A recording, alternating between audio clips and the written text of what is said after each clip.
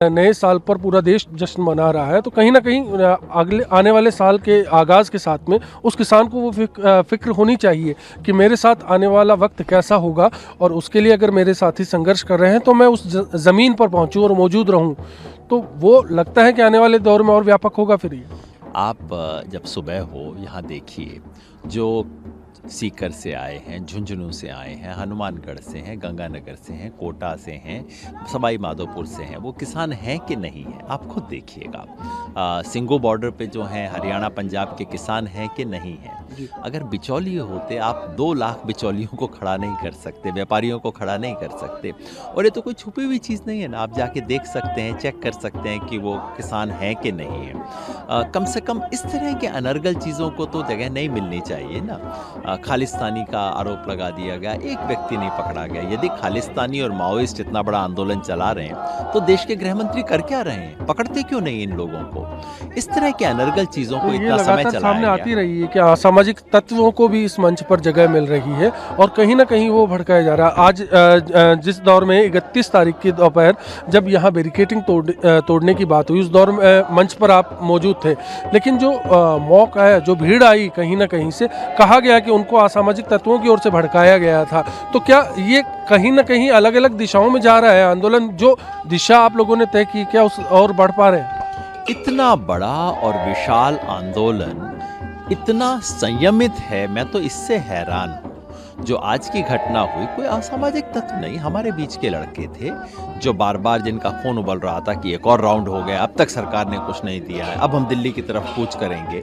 हमने कहा भाई नहीं करो, हम अनुशासन में रहेंगे। वो बैरिकेड तोड़ के चले गए। उनको मैं असामाजिक नहीं कहूँगा, उनके विरुद्ध कोई गाली गलौज नहीं करूँगा, लेकिन आप कुल मिला के देखिए, इतने बड़े आंदोलन में किसी किस्म की हिंसा की घटना नहीं है, किसी किस्म के लोगों पे, प्रॉपर्टी पे हमला, ये सब चीज़ें नहीं हो रही हैं। ये तो अद्भुत है। देश के बहुत कम आंदोलन है जहां इतने समय के बाद ये चीज़ें नहीं हुई।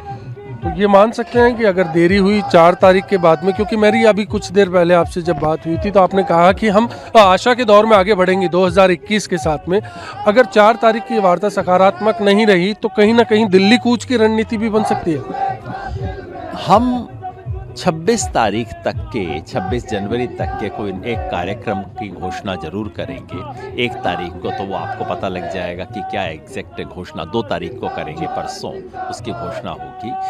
जाहिर है अगर 4 तारीख को बात नहीं बनती तो हम इस आंदोलन को एक बड़े स्तर पे पहुंचाएंगे।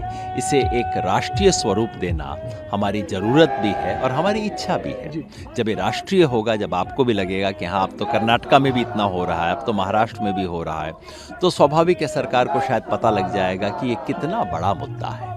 लेकिन अभी क्योंकि नॉर्थ से आगे ये नहीं बढ़ पाया है, तो ये प्रचार की रणनीति किस तरह से अब आप लोग अख्तियार कर रहे हैं? आप दौरे करेंगे, लोगों तक किस तरह से ये पैगाम पहुंचाया जाएगा कि जो कानून है, क्योंकि इसको लेकर लगातार विरोध तो हो रहा है, लेकिन ये विरोध उन किसानों तक जो बुनियादी किसान है उस तक पहुंचे, छोटा कृषक है उस तक पहुंचे? ये बात सच नहीं है कि विरोध नॉर्थ इंडिया के बाहर नहीं हो रहा। कर्नाटका 2 दिन तक पूरा कर्नाटका बंद रहा। पिछले हफ्ते महाराष्ट्र में, मुंबई में इतनी बड़ी रैली हुई है। कल हैदराबाद में, कलकत्ता में, इम्फाल में और तंजावुर में, तमिलनाडु में रैली हुई है।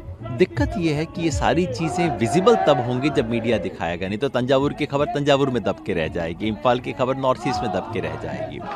देश भर में किसान आंदोलन खड़े हो रहे हैं, किसान संगठन पूरे देश के इकट्ठे हो रहे हैं, तो उसे विजिबल बनाना ये मीडिया का काम है। दुर्भाग्यवश हमारे पास कोई टेलीविज़न चैनल नहीं है उस सबको राष्ट्रीय दिखाने के लिए, उस सबको जोड़ के दिखाने के लिए। मुझे उम्मीद है आप ये काम करेंगे। बहुत बहुत शुक्रिया ईटीवी भारत से बातचीत के लिए। योगेंद्र यादव साहब साफ तौर पर कह चुके हैं कि अगर कोई कह रहा है कि ये आंदोलन पूरे देश का नहीं है, तो देश के अलग अलग हिस्सों में ये आंदोलन लगातार जारी है और इस आंदोलन को लेकर कहीं कोई गलतफहमी नहीं होनी चाहिए।